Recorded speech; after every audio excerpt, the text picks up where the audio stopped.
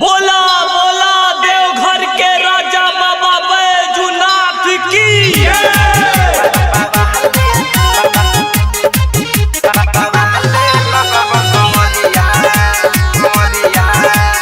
Music by Vikesh भोजपुरिया।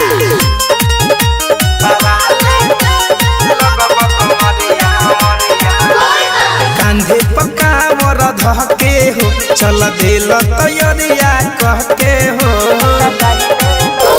कांधे पकावर धके हो चल दिल तैयारिया कहके हो। दूगो शोभेला घंटी गगरिया हई बांधेल माथे पे पगरिया तो बाबा ले लगब कमरिया। हई बांधेल माथे पे पगरिया तो बाबा ले लगब कमरिया। बाबा ले लगब कमरिया कमरिया।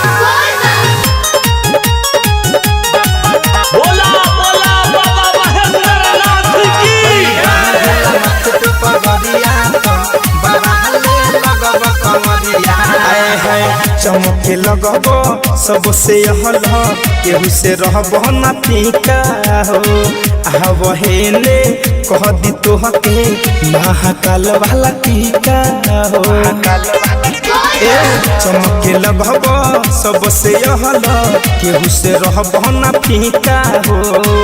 आव हेले कह दी तोहके महाकाल वाला टीका हो। हीरो खानी बा तोहर बबरिया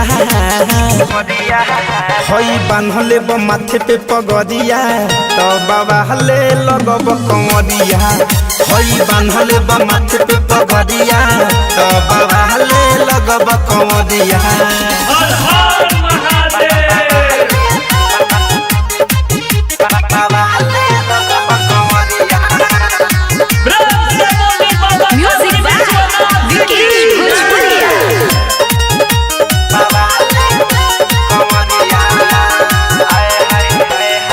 रहुरे सेवा में लागल बहारे धड़कन धनंजय बम हो। मिठू मिसाइल दिखे सब भोजपुरिया नाचत महारी के दम हो।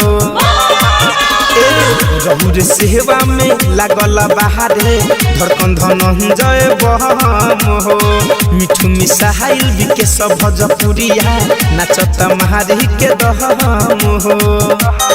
नबीन चल दिल पैदल डगरिया हई बांधेल माथे पे पगरिया तो बाबा ले लगब कमरिया। हई बांधेल माथे पे पगरिया तो बाबा ले लगब कमरिया।